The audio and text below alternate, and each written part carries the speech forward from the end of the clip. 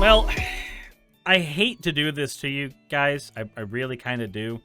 But I think we're going to start off today with a bit of a harder one. It's the one that I wanted to cover last week. And I'm actually kind of happy that I didn't cover it last week because I would have to be returning to it this week. If you remember when we talked about the killing of Brianna Ghey, and it was not an easy topic for me to talk about when that happened, especially because I had a good friend of mine who was trans over at the time, and of course now that I'm dating Saki, it's even harder to read stuff like this, but I do think that it's important for us to take a look at this regardless, because turns out hate crimes almost always are parts of other patterns of violence. So let's go ahead and take a look. Without further ado, let's go ahead and take a look at things. We're going to first look at the part of this story that I was going to talk about last week, and then we're going to look at the updates that have happened in the story so far. Pink News has been doing a pretty good job of keeping track of everything that's gone on with the story, so let's go ahead and take a look here. The girl accused of murdering trans teenager Brianna Ghey described herself as a Satanist and would often joke about murder and watched torture videos, her co-defendant has claimed. This is the one from today, so we're actually going to go back here. I thought we were looking at this one. I was incorrect. On November 28th, a handwritten note detailing plans to stab Brianna Ghey were found in the bedroom of one of the teenagers charged with her murder. This is one of the reasons why we turned off redeems on videos from here on out. It's just sometimes you're covering stuff like this and it's a little much. It's just a little much. So two teenagers, a boy and girl known as X and Y, who cannot be named for legal reasons, are on trial at Manchester Crown Court, accused of murdering Ghey on 11th of February, and both deny the charge. Ghey was 16 when she was found with stab wounds in Linear Park in Colchester, Warrington, by members of the public. On Tuesday, the 28th of November, a jury heard how the teens had planned Brianna's murder for a number of weeks, swapping messages about killing the teen and the other children. Prosecutor Deanna Herr said that X sent a picture of a handwritten note to Y on the 3rd of February, headed Saturday 11th, February 2023, victim Brianna Ghey. You remember how many people were saying that Brianna might have just been killed as a random event? How, like, oh, people get stabbed in parks all the time. Look, guys. Sometimes the evidence is sitting right in front of your face that it's premeditated and also probably a hate crime. It's just right there. Let's see here. The note was found in the girl's bedroom following her arrest and also read, "Meet boy Y at Wooded Post 1 p.m. Walk down to the library bus stop. Wait until Brianna gets off the bus. And then the three of us walk to Linear Park, go to the pipe and tunnel area. I say code word to boy Y. He stabs her in the back as I stab her in the stomach. Boy Y drags the body into the area. We both cover up the area with logs, etc."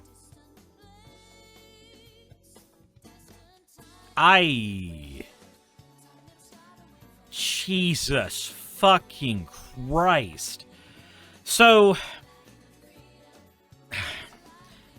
this makes it even worse. Because now this is a scenario where people had basically agreed to meet up. These are people who very likely could have been on decent terms with Brianna before this point. Because most people don't just randomly walk with you when you're going somewhere, right? Especially when you're a kid. Well, I mean, teenager, but still, when you're that young, a lot of times you don't tend to do that because you're worried about, being kidnapped and shit. Maybe I just grew up in a bad area, but I was always worried about walking with anybody I didn't know. So these are people who knew her and premeditated the entire thing. Her said that the note was clearly a plan to kill Brianna Ghey. A second note was found in Y's bedroom, alleging and detailing another plan to give what? To give the victim alcohol with sleeping pills, slit the throat, dismember the body, and place the pieces in bin bags, and then bury the bags 7 feet underground. I guess because that's 1 foot under what you would be able to sniff out with most dogs. The court heard that the note, that one, and said, get her to go to Linear... the note then went on to say, get her to go to Linear Park, go to the hidden spot near the bridge I usually go to. Someone jumps out and restrains her. Plan B, I kill her. Jesus fucking shit! They had multiple plans in place. If one failed... they had a bunch of other ones. They literally had a pick-your-multiple-choice way of killing this person. Who does that? What kind of person does that? These are the kinds of people who are the reason that I have a gun. You cannot trust fucking humans. You cannot. These are actual goddamn psychopaths. Yeah, contingencies in a murder plot. The prosecution went on to say that X and Ghey exchanged Snapchat messages while in the park together on 11th of February before X deleted the chat after asking, "Girl, where are you?" Here said that this is when the murder is believed to have taken place, with a subsequent 999 call and Ghey being pronounced dead at 4:02 p.m. The day following, X messaged Ghey's phone saying, "Girl, is everything okay? Some teenage girl got killed in Linear Park. It's on the news everywhere." They deleted Snapchat messages that incriminated them and then made new messages. They messaged a corpse to make it seem like they didn't do it. What in the absolute fuck? What kind of people? They then, after saying that some teenage girl got killed in Linear Park, said, "Why did you ditch us for some random man in Manchester? Like, what the fuck? That's so fucked up." She also posted on Snapchat that Ghey was an amazing friend when news broke out of her death. The prosecution says this was an obvious attempt by Girl X to set up a false defense where anybody to look on her phone in due course. The trial continues past that. Jesus. So this seems beyond transphobia as a motive. This seems like people who specifically got close to somebody with the intention of murdering them. Like, this was done with the intent. This type of shit makes me want to throw up in my own mouth. And then, of course, we get to the Satanist part here. On Monday, December 4th, a police video interview was played before the jury at Manchester Crown Court, where the 16-year-old described his female co-accused as not a normal person. Oh, okay, so they're starting to throw each other under the bus. That tracks. That tracks. The two teenagers, only referred to as Boy Y and Girl X due to their age, are accused of murdering Ghey, who was stabbed 28 times to death in Culcheth Linear Park on the 11th of February, 2023. They both deny the charge, except we have notes of them saying the different way, the literal myriad ways in which they would kill her. The teenagers said that Girl X is not really a normal kind of person. She likes to joke about dead babies and stuff. Bitch, everybody at that age jokes about dead babies. You know the difference between a Corvette and a pile of dead babies? I don't have a Corvette in my garage. Everybody has heard that joke. Everybody on the face of the planet has heard that joke. Dead baby jokes are just bullshit edgy humor. You don't get to be like, oh, they said a joke about dead babies once. That means that they worship Satan and they're evil. No, that's just literally when people are growing up, they almost always have a phase where they try to be edgy or counterculture or something like that, and dead baby jokes are a very, very common joke that is used by a lot of people. Let's see here. It said, I've never heard that phrase. Really? You've never gone outside and heard people just do dead baby jokes? Never? Because it's a very common fucking thing. So much so that there's 50 of the funniest dead baby jokes of all time. This is a super common thing. This is a ridiculously common thing. Especially when you're growing up. Said I've heard dead baby jokes, but not that one. Okay. Fair enough. Fair enough. That's different. Someone else said they never heard the phrase, close to when I said I never heard that phrase. Said, what do vegetarian ogres eat? Cabbage Patch Kids? What do you call a baby on a stick? A kebabi? What do you get when you have sex with a pregnant woman? A baby with a black eye? Like, these are all a very, very common type of, like, early teenager baby, dead baby joke. I've probably heard damn near all of the ones on this list in high school alone. Sarah said because nobody told jokes like that around me. So that type of humor was considered too black. Well, then you hung around people who weren't fun, I guess. So what's the difference between a Lamborghini and a pile of dead babies? I don't have a Lamborghini in my garage yet. That is literally the most common one. That's the most common one. The point is, you don't get to use this person said dead baby jokes as a legal defense. That's not a legal defense. When asked by police if girl X carries knives, boy Y said no, but I know that she uses knives. She carved her boyfriend's name into her arm, and it's still scarred onto her arm. So, self-mutilation, that's a thing that she does as well. Okay. He also claimed Girl X had been diagnosed with bipolar disorder and has a history of drugs and abusing alcohol. The court previously heard that literally every possible thing you could blame, like every possible thing that a conservative, concerned mother would blame on somebody's bad behavior, they're throwing at a wall. She said dead baby jokes. Also, she's bipolar. Also, she uses drugs. Also, she used alcohol. There are people who do all of these things all together and still do not commit murders. He also claimed Girl X had been diagnosed with bipolar disorder. The court previously heard that Girl X had posted a tribute to Ghey on her Snapchat account after the news of the death broke. Yep, we covered that just a bit ago. Brianna was one of the best people I've ever met, an amazing friend. It's so sickening what got done to her. Of course, you would say that as a way to defend yourself. The prosecution also said X and Ghey exchanged Snapchat messages while in the park together on 11th of February before X deleted the chat at 3:06 p.m. asking, "Girl, where are you?"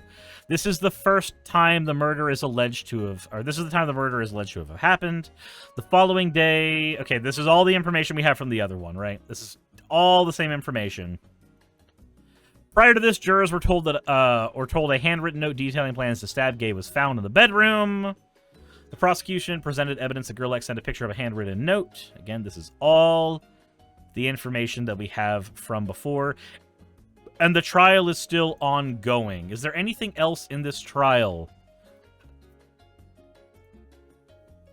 Okay, so here's one from December 2nd during the trial. She and a boy identified it as Y, both 16, were seen with Brianna the day that she died. Both deny murder charges against them.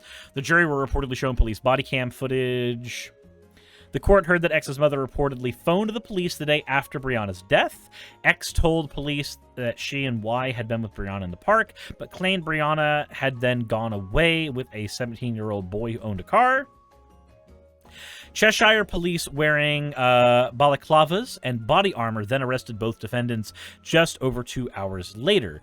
During the footage, PC Chris Rigby could be heard at the top of the stairs of their home saying, "Listen to what I have to say from the information I have received. You are under suspicion of the murder of Brianna Ghey yesterday."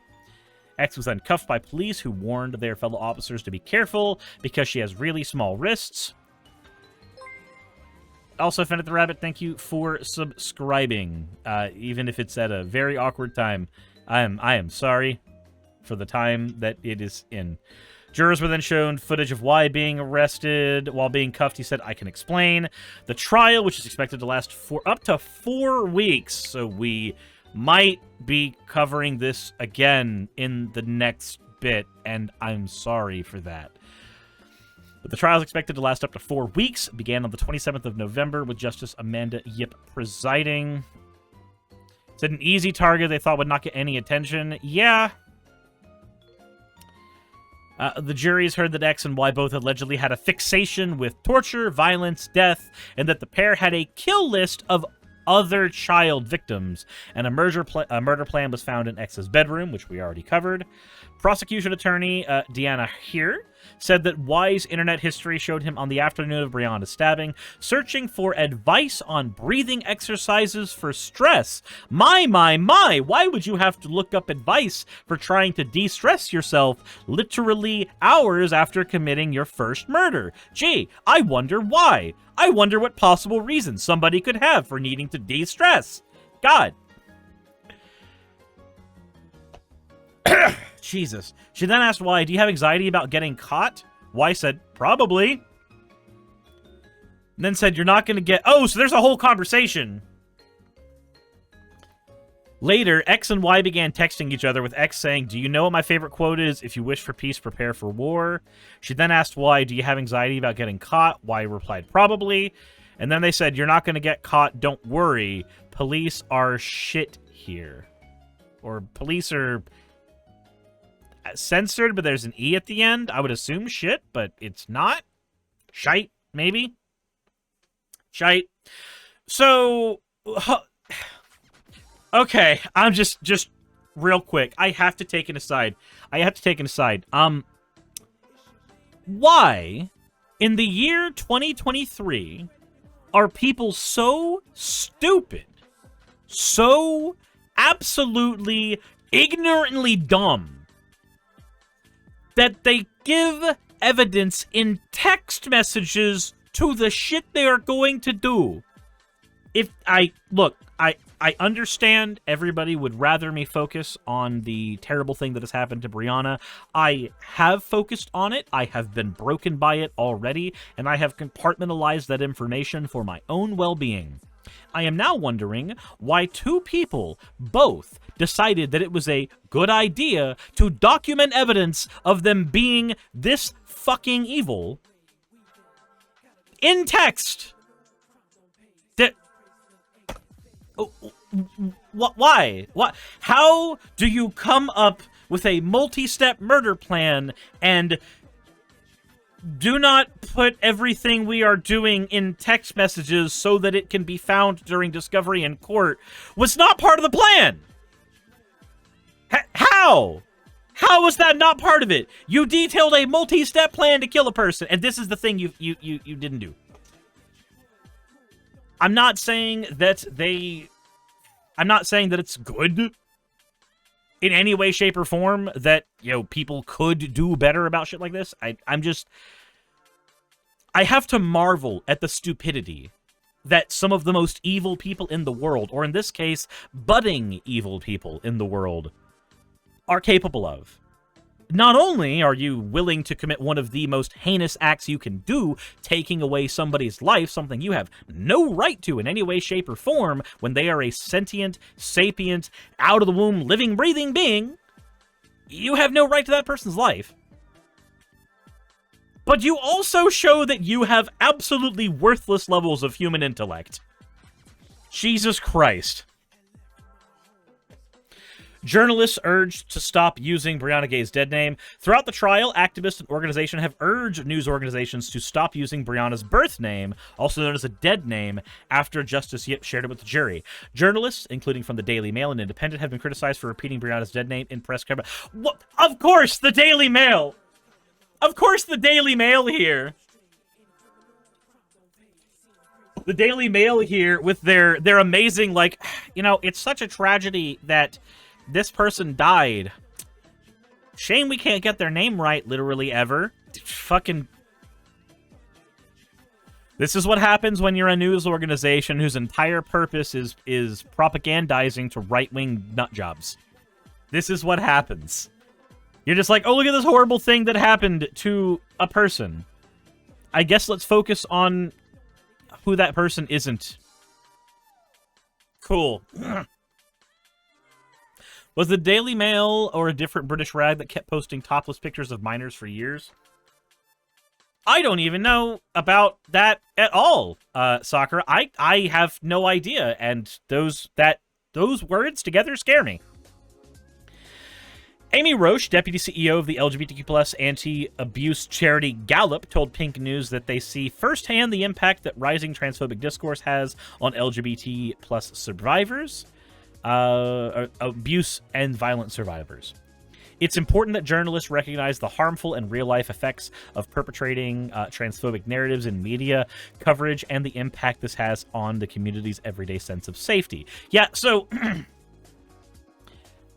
Dead naming a trans person is not a thing you should do. If somebody has left that name behind, there is good reason that they have left that name behind. When you dead name a trans person, it is not just, oh, it's legal accountability because it's a legal name. No, that's not what you're doing. You are actually reinforcing the exact same ideology that leads to trans people dying. The reason for that is when you are posting a trans person's dead name, you are signaling to other people that that is an okay thing to do. And 99% of the time, the only people who really fixate on using a trans person's dead name are right-wing transphobic morons. Because right-wing transphobic morons always want to find an excuse for why it's okay to hate a trans person, why it's okay to kill a trans person, why it's okay to bully a trans person, why it's okay to steal a trans person's work, why it's okay to... and the list goes on. The list goes on.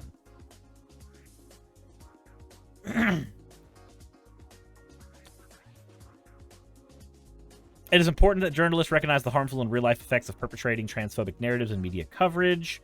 It impacts the community's everyday sense of safety. Trans broadcaster India Willoughby says there is no justification for the press sharing Ghey's dead name.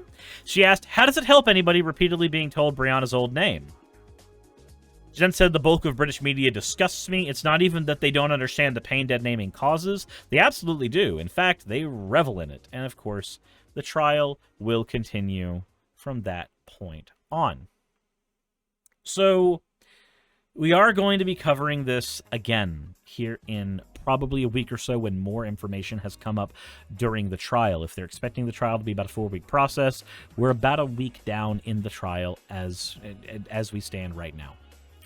I understand this is a topic that's going to be very hard for people to return to, especially with how destructive this was to a lot of people's mental psyche back when it happened initially. But I think it is important for us to still cover it regardless. Personally. It's also the case that denim is irrelevant. Yeah.